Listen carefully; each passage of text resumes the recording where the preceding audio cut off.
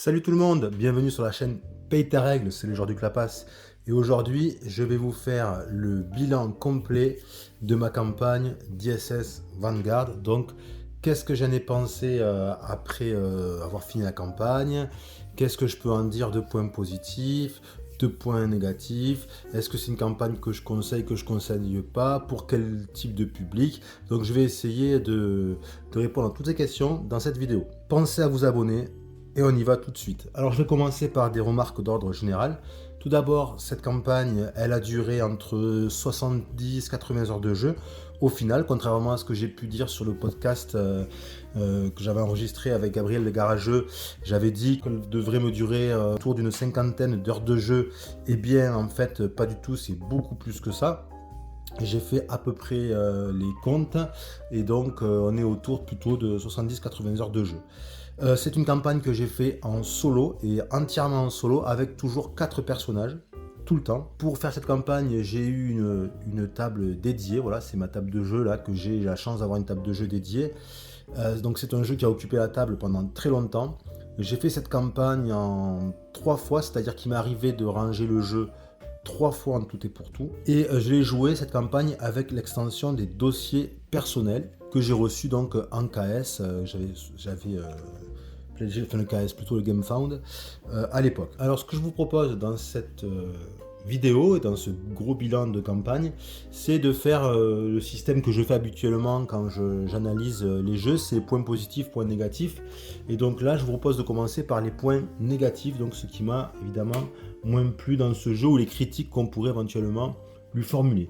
Alors, premier point négatif qu'on pourrait formuler à ce jeu, c'est son aspect très procédural, puisque c'est un jeu qui peut donner la sensation d'être répétitif, mais justement parce qu'il y a un côté très procédural. Et on a plutôt intérêt, même très fortement intérêt à suivre toute la procédure qu'il y a dans le classeur, puisque sinon on peut rapidement être perdu, et si on n'est pas vraiment rigoureux dans le suivi de la procédure, on peut carrément flinguer la campagne, foutre en l'air la campagne, si on n'est pas vraiment rigoureux. Donc il faut suivre ces étapes, et ça peut donner pour certains un côté répétitif dans la procédure qui se répète inlassablement. Du coup, ça me fait aussi enchaîner sur un autre point qu'on peut considérer comme un point négatif, c'est en solo. Quand on joue en solo et qu'on veut jouer comme moi avec 4 personnages tout le temps, on risque de s'embrouiller, en particulier au début. Puisque au début, quand on maîtrise pas trop les règles, on fait pas attention, et je pense notamment aux dés, puisqu'on va contrôler plusieurs sections, 4 sections pour ma part, et chaque section a son dé. Il faut faire super attention au début. On a tendance à jeter les dés, pas faire gaffe à qui sont les dés, et justement il faut garder le compte qui a jeté les dés, quelle est la section qui a jeté les dés. Quand on est à plusieurs, ça va en multi, puisque chacun gère ses dés. Quand on est tout seul, il faut faire gaffe, donc il faut vraiment tenir 4 comptes de dés différents, et il faut être vraiment rigoureux avec ça, sinon pareil, on peut flinguer la partie, la campagne, puisque va savoir après, regardez là, j'ai mis tous les dés que j'ai en fin de campagne. On a intérêt donc à être rigoureux pour savoir à quel perso sont les dés, quoi. Parce que sinon, c'est rapidement le foutoir, puis ça fausse tout. Donc, oui, quand on sait ça, au début, j'ai failli un peu me brûler les ailes, puis hop, j'ai rattrapé le coup, j'ai mis en place tout un process pour pas s'embrouiller avec les dés, mais voilà, attention, en solo, à être rigoureux quand on joue avec les 4 sections. Un autre point négatif qu'on pourrait émettre, c'est concernant la longueur de la campagne. Est-ce que finalement c'est un jeu qui ne serait pas trop long? Puisque 70-80 heures de jeu, c'est beaucoup. Même quand on aime, quand on trouve ça excellent, on peut quand même malgré tout légitimement avoir envie de passer à autre chose, parce que en fait c'est très long, et puis en plus ça va occuper l'espace complètement. On ne peut pas jouer à autre chose. Donc, est-ce qu'ils auraient pu faire une campagne plus courte? Sans doute, moins étalée ou découpée en livrets. Bon, certains joueurs, ça les dérangera pas, au contraire, et d'autres, ça pourra, en fait, pour beaucoup de joueurs, ça risque d'être vraiment rédhibitoire, et en fait, je pense qu'il y a beaucoup de personnes qui risquent de ne jamais finir la campagne d'ISS Vanguard, même s'ils aiment le jeu, parce que c'est extrêmement long. Un autre point négatif, ça serait le 4e que je mettrais au rang des points négatifs, ce serait l'extension dossier personnel qui est ici. Donc là, je vous montre un petit peu ce que c'est. Donc c'est un petit livret, et ça vient avec tout plein de cartes en fait. On a le double de cartes d'équipage. Et en fait, ces cartes, là je vois que des persos que j'aurais transformés, voilà. Donc on a un personnage, on va prendre son équivalent, c'est-à-dire le même personnage, on va prendre cette carte, on va la retourner, on va avoir un objectif pendant la campagne à réaliser. Quand on réalise l'objectif, on va changer notre personnage par l'équivalent, mais en mode, on va dire, survitaminé.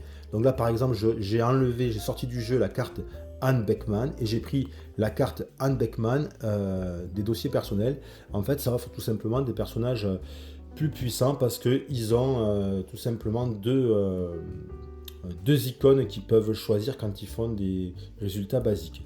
Donc voilà, bon ça, je n'ai pas trouvé ça extraordinaire. Je veux dire, c'est assez dispensable comme extension. Ça rajoute un petit truc, mais c'est pas non plus incroyable. Donc si vous avez le jeu, ou si vous avez envie d'acheter le jeu et que vous tâtez sur l'extension des dossiers personnels, moi je peux vous dire que c'est tout à fait dispensable comme extension. Ce qui est dispensable également, et ça fera le 5e point négatif, c'est les figurines. Donc c'est un jeu qui a des figurines. Là par exemple ici, vous les voyez, elles sont là ici. Il y a des figurines, il y en a plein des figurines. Là j'en ai mis quelques-unes ici. Regardez, hop, elles sont sympas ces figurines.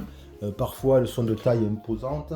Alors oui, comme celle-ci par exemple, alors on a de belles figurines effectivement, mais en fait, elles sont pas très utiles, hein. C'est un peu comme dans Tintel Grail. C'est pas très utile, ça sert pas à grand chose, ça va surcharger les cartes qui sont déjà petites dans le livret de map là, donc ça surcharge beaucoup.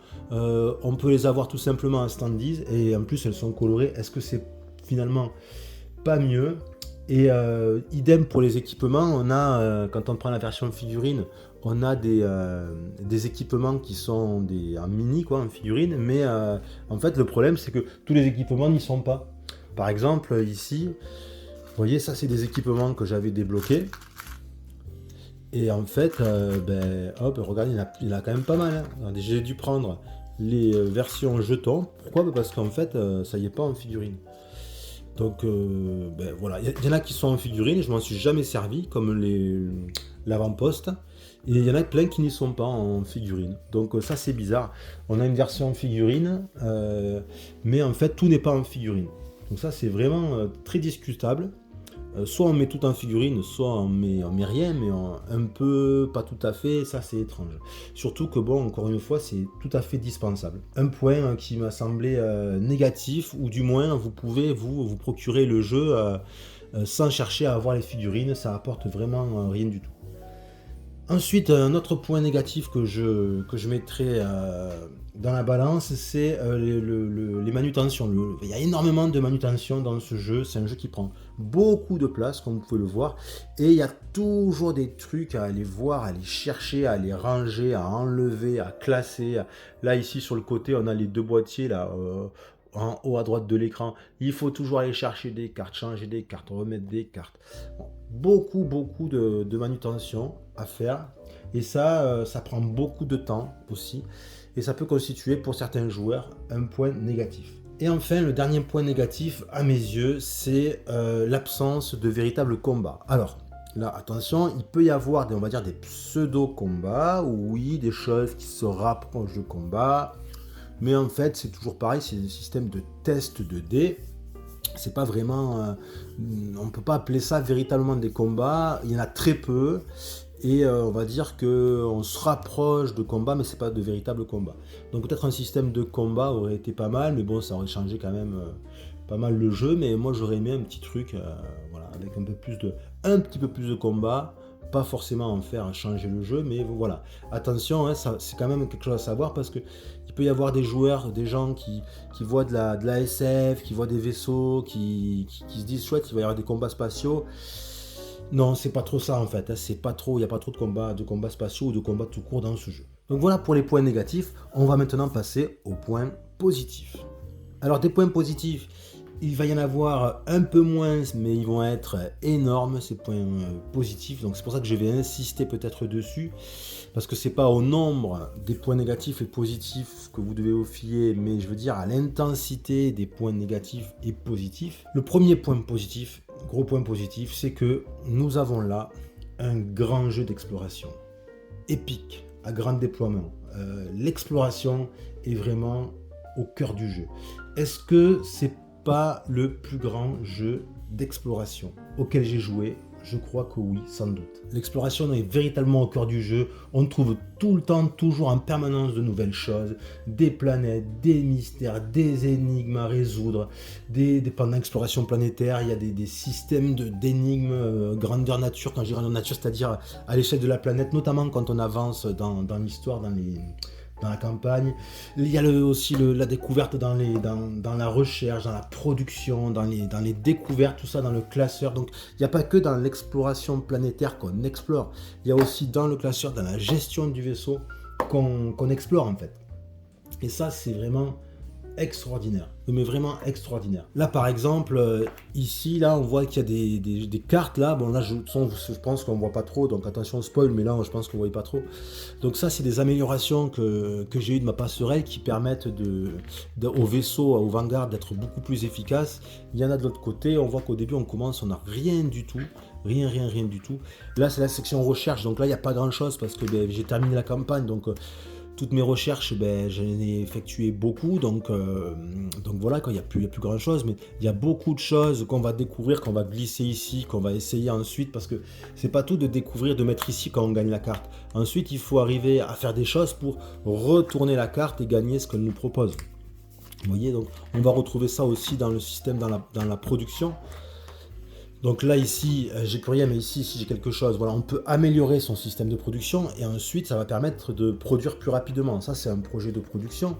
Donc pareil, même système en fait. Les projets de production, là ils vont arriver à un certain stade. Là, c'est un stade initial 1, donc ça veut dire que cette carte, il faudrait la mettre soit ici, soit là. Puis après elle va progresser chaque fois que je vais venir dans le complexe de production, et après elle va sortir. Quand je la sors, je la retourne et je découvre. Donc toujours en train de découvrir des trucs dans ce jeu en permanence. Là, ça c'est des vaisseaux, des atterrisseurs qu'on appelle ça dans le jeu des atterrisseurs, donc des vaisseaux qui permettent d'atterrir sur des planètes. Donc au début on en a un seul, puis après on voit que ça va s'étoffer.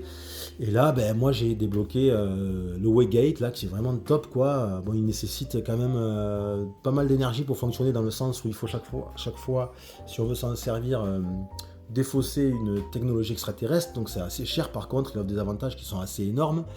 Et ça, avant d'arriver à avoir ce vaisseau, il faut cravacher quoi, il faut progresser, avancer. Et ensuite ça, c'est tout ce que j'ai découvert pour pouvoir booster mes atterrisseurs. Donc parmi toute cette panoplie de modules, on va choisir, on va en équiper son atterrisseur d'un certain nombre, et ça va nous apporter des avantages divers et variés. On a aussi dans l'aspect exploration les découvertes, le système des découvertes uniques qui est vraiment top. Donc il y a 2 pages, cette page, et en fait on va les découvrir, ça va nous apporter des avantages, mais aussi quand on fait une ligne complète, on va gagner encore autre chose, on va découvrir encore autre chose.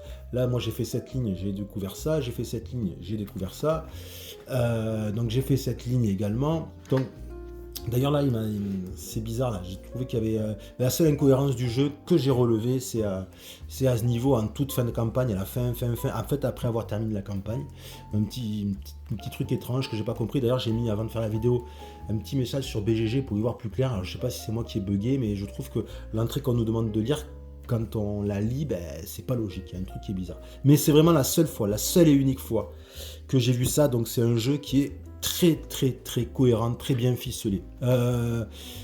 Donc ça c'est pas de la découverte, mais là c'est la gestion de l'équipage malade, blessé, à l'infirmerie. Le mémorial, c'est les membres de mon équipage qui sont morts pendant ma campagne. Donc j'en ai combien? 1, 2, 3, 4, 5, 6, 7. Alors, et derrière, je vais peut-être pas montrer parce qu'il y a autre chose, mais ceux qui sont pas avancés dans la campagne, ils n'ont pas encore vu ce qu'il y avait. Donc, mais c'est encore lié à de la découverte, à des choses à découvrir.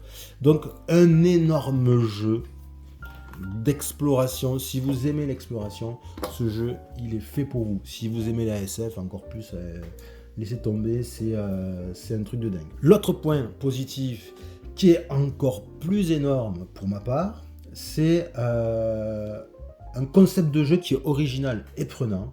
En fait, c'est un alliage de plein de petites mécaniques simples. Par exemple, quand on fait l'exploration planétaire, c'est des tests 2D. Tests 2D, on peut dire, c'est pas dingo quoi, comme système de jeu. Si tu veux, tu dois faire une pioche, je sais pas moi, tu dois faire quoi, un bouclier et un résultat basique. Et si tu arrives à faire ça, tu lis l'entrée à 312. Bon. Ou tu gagnes tel truc. Bon, ça n'a pas l'air dingo comme ça, mais en fait, c'est plein de petites mécaniques simples qui forment un ensemble cohérent et qui forment en fait un système, un metagame de grande envergure. Parce que tout est lié. Et ça se découvre peu à peu. Ce metagame, on le découvre peu à peu. Au début, on comprend pas trop ou on saisit pas toutes les imbrications du gameplay. Mais en fait, tout est lié dans ce jeu. Et c'est ça qui le rend vraiment excellent.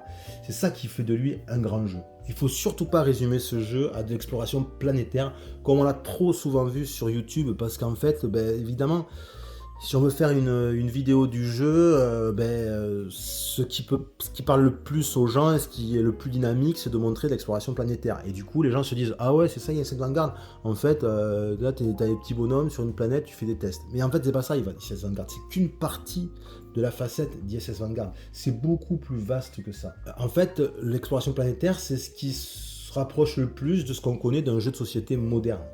Mais en fait, le metagame, symbolisé on va dire par le classeur, relie tout. Parce qu'en fait, pour faire de l'exploration, il faut avoir des membres d'équipage. Ces membres d'équipage, il faut les recruter. Pour les recruter, il faut aller aux installations du vaisseau.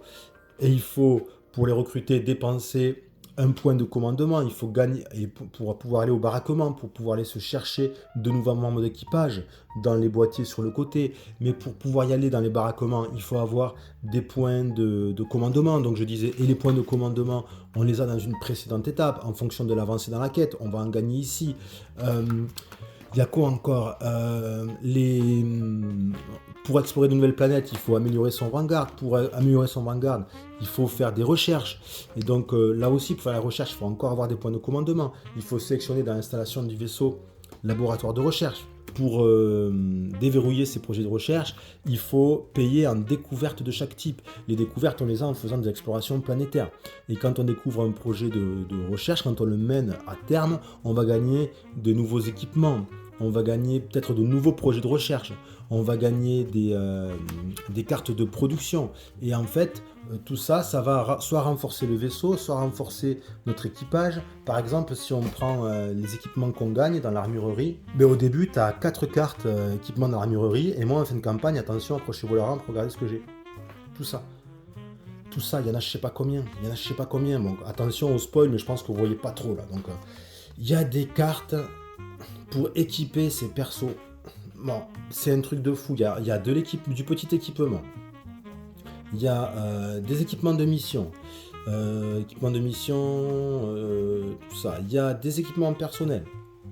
Plein de choses qui vont comme ça rendre l'exploration planétaire plus facile, les tests 2D plus gérables, plus intéressants, et on va pouvoir vraiment amender le hasard. Donc tous ceux qui pensent qu'en fait c'est un jeu de test 2D et puis tu es soumis au hasard, et en fait justement, par le metagame, en améliorant ton vaisseau, en améliorant tes équipements, tu vas comme ça obtenir des choses qui vont te permettre de gérer les coups du sort, le manque de chance. Tu vas devoir aussi, tu risques de perdre des personnages, donc tu vas pouvoir les soigner.